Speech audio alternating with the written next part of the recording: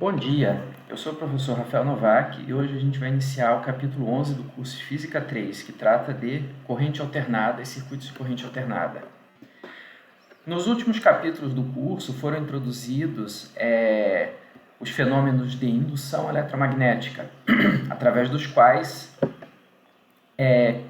forças eletromotrizes, ou seja, voltagens em circuitos, são geradas a partir de variações de fluxo magnético no tempo.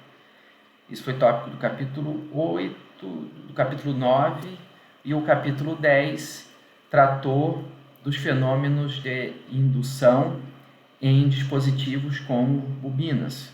Também ganhou o nome de indutores nesse contexto. A gente viu como uma bobina, através da qual passa uma corrente elétrica que varia no tempo, pode induzir força eletromotriz nela mesma, através do fenômeno de autoindução, e quais as consequências desse fenômeno num circuito elétrico composto, por exemplo, por um indutor e um resistor. Ou um indutor, a bobina e a própria resistência dela, que você pode modelar como um resistor em série com ela.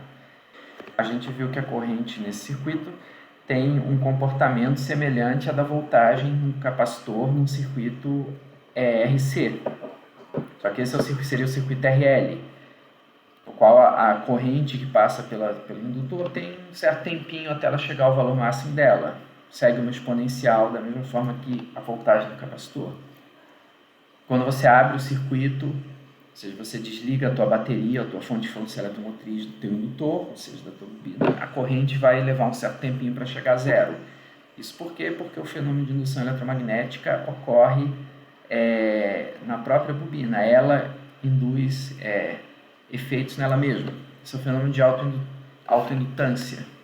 Autoindução, a gente definiu no capítulo anterior uma característica, uma grandeza que caracteriza o indutor, chamado autoindutância, e depois a gente viu como o indutor pode atuar em outro, através da indutância mútua. Então o capítulo 10 foi basicamente uma extensão do capítulo 9, no qual a gente viu como a lei de indução de Faraday pode ser aplicada em situações mais práticas e quais as consequências disso para circuitos simples. E no final do capítulo a gente viu o circuito RLC, um circuito que contém um resistor, um capacitor e um indutor em série.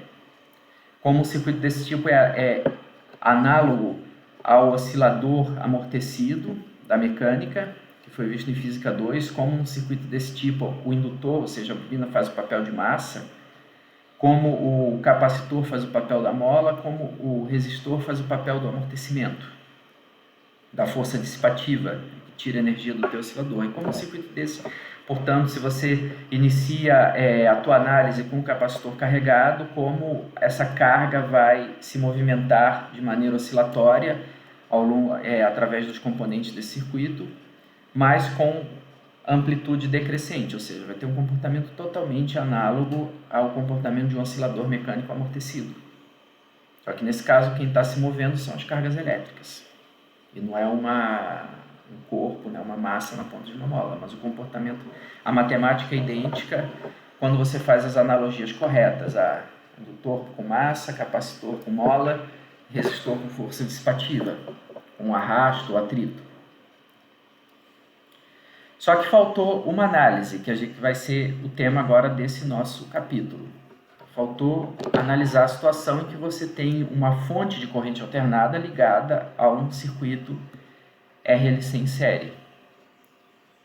Isso vai ser um dos temas principais desse capítulo. A gente vai tratar como uma corrente alternada, ou seja, uma corrente que varia no tempo de maneira periódica, ou seja, uma função seno, uma função cosseno, com uma frequência bem definida. Como uma corrente dessas vai, quando ela é utilizada para alimentar um circuito RLC em série, como esse circuito vai se comportar. Ou seja, quais vão ser as voltagens nas componentes, qual vai ser a relação entre voltagem e corrente nesse circuito, como vai ficar a lei de Ohm num circuito desse tipo. Como a gente vai poder calcular a potência dissipada num circuito desse tipo.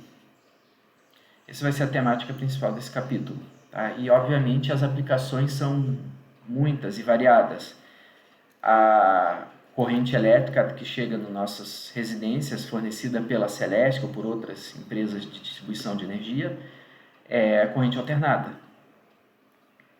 Por que a corrente alternada? Porque a gente tem mais facilidade em transportar a corrente alternada através de longas distâncias. E a gente tem, sobretudo, mais facilidade de transformar altas voltagens em baixas voltagens através de transformadores que utilizam dispositivos que utilizam indutância mútua e que vão ser discutidos no final do capítulo.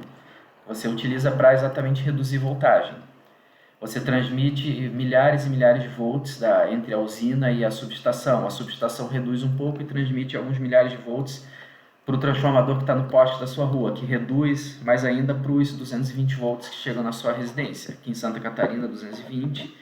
Em outros estados do Brasil, 110.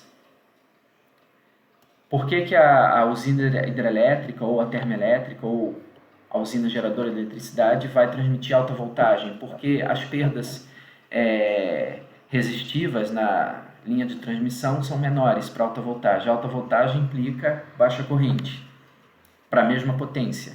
Só lembrar da lei de Ohm e da potência dissipada em circuitos resistivos. Então, se você transmite alta voltagem, você transmite automaticamente baixa corrente para a mesma potência. E baixa corrente significa menos perda resistiva. A perda resistiva é R². Isso para dar um pouco de intuição do que acontece nesse processo. Então, você transmitindo uma alta voltagem, você tem baixa corrente e você perde menos no processo de transmissão e distribuição. No entanto, você não pode ligar um eletrodoméstico na sua casa em 15 mil volts, em 20 mil volts. Você precisa ligar numa voltagem que seja segura, né? E esse processo de redução é facilmente realizado através de transformadores que utilizam o fenômeno de indução eletromagnética.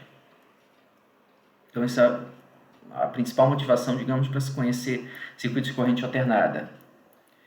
E há outras inúmeras aplicações em circuitos de sintonização de rádio que você tem no teu celular, que você tem na tua TV, que você tem no rádio mesmo, você escuta rádio no carro, circuitos que envolvem fenômenos de ressonância em circuitos RLC forçados.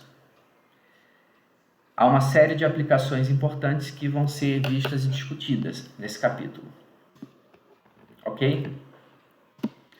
Então, como foi discutido no capítulo de lei de indução, como gera corrente alternada? O gerador de corrente alternada é o gerador até mais simples que existe, porque basta que você tenha uma espira ou uma série de espiras conectadas em série que gira com velocidade angular ômega constante numa região de campo magnético uniforme. Esse dispositivo vai gerar uma corrente alternada devido à variação periódica de fluxo dentro da tua espira. Okay? Uma força eletromotriz senoidal vai ser gerada através desse dispositivo. A força eletromotriz gerada, que vai ser igual pela lei de Faraday a menos dφdt ou menos n dφdt, vai ser igual para uma oscilação, para uma rotação com velocidade angular ômega, uma rotação da espira, que a gente modela por cosseno de ômega t. Você vai ter B vezes A cosseno de ômega t, né? Você vai ter ômega BA seno de ômega t, para a FEM induzida. Você pode pegar esse ômega BA, ou seja, o valor da frequência angular, vezes o valor do campo uniforme dentro do qual está a espira, vezes o valor da área da espira. O BA é o fluxo, nesse caso, o fluxo magnético. Você pode chamar ômega BA da amplitude da tua força eletromotriz gerada, esse é M, e você vai ter uma força eletromotriz M sendo de ômega T, sendo fornecida por essa fonte.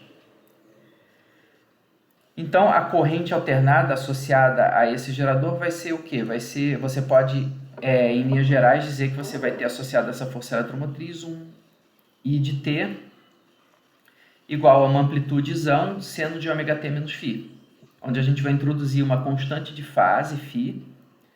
Por quê? Porque a corrente não vai estar obrigatoriamente em fase com a força eletromotriz no circuito AC. Isso é o fato principal que você já tem que ter em mente. Quando você tem um resistor, você tem corrente e voltagem em fase, mesmo que a corrente seja alternada. Quando você tem outros dispositivos, outros componentes, como capacitores e indutores, a tua corrente e a tua voltagem não vão estar mais em fase. E a gente já representa isso através desse modelo, né? Você utiliza um seno para descrever uma força eletromotriz oscilatória, né, periódica, alternada, com velocidade, com frequência angular ômega. E a corrente alternada a ela vai ser o I de T, que você utiliza a mesma senoide, mas aí você vai ter uma amplitudezão e você introduz uma constante de fase arbitrária, que você vai ter como calcular, para dizer que essa corrente não está obrigatoriamente em fase com a voltagem, ou seja, com a FEM. Se a corrente estiver em fase, o φ vai ser zero. Okay? Esse ômega é a frequência angular